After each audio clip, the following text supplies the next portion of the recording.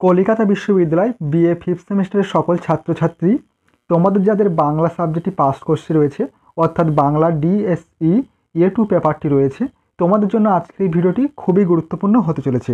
কারণ আজকের এই ভিডিওটিতে তোমাদের জন্য বাছাই করা খুবই গুরুত্বপূর্ণ একটি বড় 10 নম্বরের কোশ্চেনের অ্যান্সার নিয়ে আলোচনা করব। কোশ্চেনটি তোমাদের এবছর পরীক্ষা আসার সম্ভাবনা খুবই রয়েছে।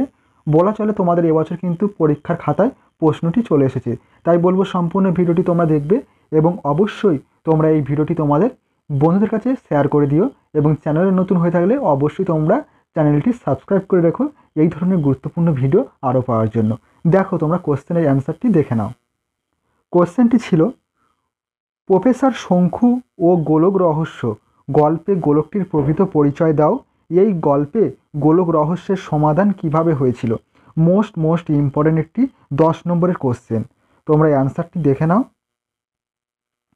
অ্যান্সারে বলা হয়েছে, দেখো বলা হয়েছে বিখ্যাত চলচ্চিত্র পরিচালক তথা বাংলা সাহিত্যের অন্যতম কৃতি লেখক সত্যজিৎ রায়ের কল্পবিজ্ঞান কাহিনীগুলির মধ্যে প্রফেসর শঙ্কু ও গোলক রহস্য অন্যতম জনপ্রিয় একটি কাহিনী। গিরিডির অধিবাসী প্রফেসর শঙ্কু দীর্ঘদিনের প্রতিবেশী অবিনাশবাবু উশ্রী নদীর তীরে বেড়াতে গিয়ে বালির উপর গোলকটি কুড়িয়ে পেয়েছিলেন। তার বৈঠকখানায় অনেক খেলনা ও জিনিসপত্রের সঙ্গে গোলকটি তিনি রেখে দিয়েছিলেন। অবিনাশবাবুর পাওয়া গোলকটি প্রকৃত পরিচয় হলো সেটি সৌরজগতের ক্ষুদ্রতম গ্রহ টেরাটম।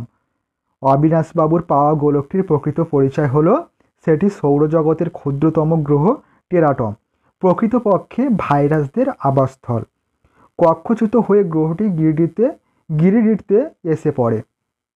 টেনিস বলের দ্বিগুণ আকৃতি গ্রহটিকে খেলনা বল মনে করে অবিনাশবাবু তার বাড়িতে এনেছিলেন। গোলকটি যে প্রকৃতপক্ষে একটি গ্রহ, সে রহস্যের সমাধানে পৌঁছানোর আগে গোলকটির পরিচয় দান আবশ্যক। পরবর্তীতে বলা হয়েছে, দেখো প্রফেসর শঙ্কুর প্রতিবেশী হয় অবিনাশবাবু। লোকচক্ষুর অন্তরালে অখ্যাত অবস্থায় দিন যাপন করছিলেন। একদিন উশ্রী নদীর তীরে বেড়াতে গিয়ে তিনি গোলাকৃতি একটি বল পেয়ে বাড়িতে এনে বৈঠকখানার আলমারির মধ্যে রেখে দেন। গর্ভ ভরে প্রফেসর শঙ্কুকে দেখানোর সময় গোলকটি হাতে দিলে শঙ্কু দেখেন সত্যিই বেশ ভারী আর রীতিমতো ঠান্ডা, সাইজে একটা টেনিস বলের দ্বিগুণ। কিন্তু হাতে নিয়ে বুঝতে পারলাম না সেটা কিসের তৈরি। মাটির ভাগ হয়তো কিছুটা আছে, কিন্তু তার সঙ্গে বোধহয় আরও কিছু মেশানো আছে। পরের দিন অবিনাশবাবুর কাছ থেকে শোনা যায় গোলকটি ঘন্টায় ঘন্টায় রং পরিবর্তন করছে। তিনি নাওয়া খাওয়া ভুলে তা পর্যবেক্ষণ করে চলেছেন।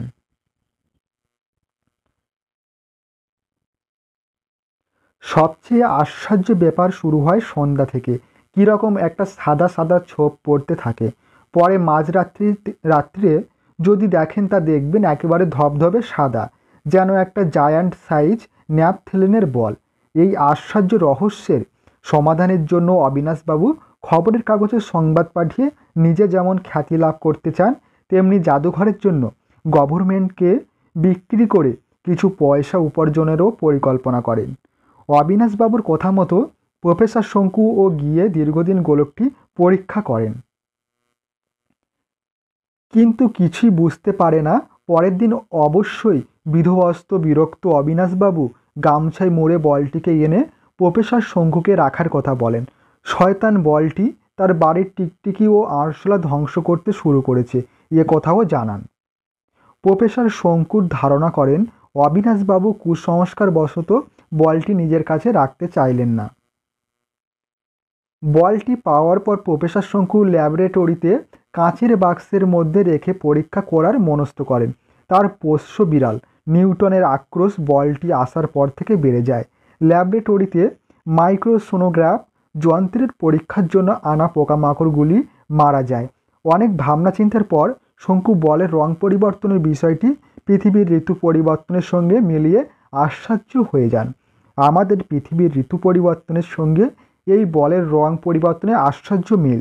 তফাৎ কেবল এই যে পৃথিবীর যে পরিবর্তন ঘটতে 1 বছর লাগছে, এই বলের সেটা ঘটতে লাগছে 1 দিন, অর্থাৎ 24 ঘন্টা।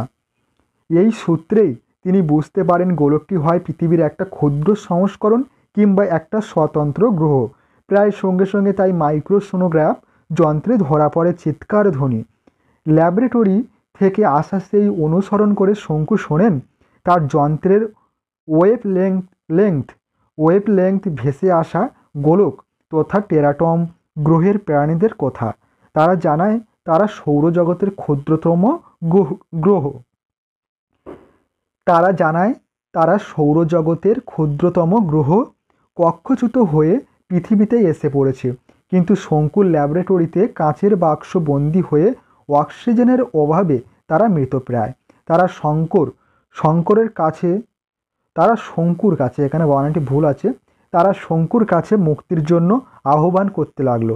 শঙ্কু তাদের কাছে আরশোলা, টিকটিকি বা পোকামাকড়গুলির মৃত্যুর কারণ জানতে চাইলে তারা জানালে তারা আসলে রোগ বহনকারী বিষাক্ত ভাইরাস। শঙ্কু তাদের কাছে আরশোলা, টিকটিকি বা পোকামাকড়গুলির মৃত্যুর কারণ জানতে চাইলে তারা জানায় তারা আসলে রোগ বহনকারী বিষাক্ত ভাইরাস। নিমেষের মধ্যে সভ্যতাকে ধ্বংস করে দেওয়ার ক্ষমতা তারা রাখে। সমস্ত পৃথিবীকে 3 মাসের মধ্যে নিশ্চিহ্ন করে দিতে তাদের সময় লাগবে না মনে করে শঙ্কু চরম সিদ্ধান্তে উপনীত হলেন। তিনি কাঁচের ঢাকনা না খোলার সিদ্ধান্ত নেওয়ার পর অক্সিজেনের অভাবে টেরাটম গ্রহের মূর্তিমান ভাইরাসদের অপমৃত্যুর আর্তনাদ শোনা গেল। কয়েক মুহূর্ত নিস্তব্ধতার পর আমার যন্ত্রের ভেতর থেকে আসতে আরম্ভ করলো এক বীভৎস আর্তনাদের কোরাস। কত কষ্ট সে কোরাসে মিলেছে জানি না, কিন্তু সেটা যে আর্তনাদ এবং তাতে যে তীব্র যন্ত্রণার ইঙ্গিত রয়েছে তাতে কোনো ভুল নেই। পৃথিবীর মানুষের মঙ্গলের জন্য টেরাটম গ্রহের প্রাণীদের এই হত্যার জন্য শঙ্কুকে দায়ী বা অপরাধী করা চলে না, বরং মানবিকতার পরিচয় প্রদানের জন্য পৃথিবীবাসীর পক্ষ থেকে তার ধন্যবাদ প্রাপ্য। এইভাবে শঙ্কু কর্তৃক রহস্যের সমাধানের পর যখন সবকটি ভাইরাসের মৃত্যুর পর টেরাটম গ্রহটি সাধারণ গোলকে পরিণত হলো, তখন কাঁচের বাক্স থেকে সেটাকে বের করে শঙ্কু নিউটনকে খেলার জন্য দিলেন। নিউটনের একটা আঘাতে সৌরজগতের ক্ষুদ্রতম গ্রহ ফেটে চৌচির মেঝেতে ছড়িয়ে পড়ল। রহস্যের সমাধান হওয়ার পর শঙ্কু নিশ্চিন্ত হলেন। এই ছিল তোমাদের সম্পূর্ণ কোশ্চেনটির অ্যান্সার। মোস্ট ইম্পর্টেন্ট একটি কোশ্চেন। তোমাদেরকে বলবো অবশ্যই তোমরা কোশ্চেনের অ্যান্সারটি খাতায় নোট ডাউন করে নিও এবং অবশ্যই এই কোশ্চেনটি পরীক্ষার জন্য ভালোভাবে প্র্যাকটিস করো। অবশ্যই তোমরা কোশ্চেনটি তোমাদের পরীক্ষার খাতায় কমন পেয়ে যাবে।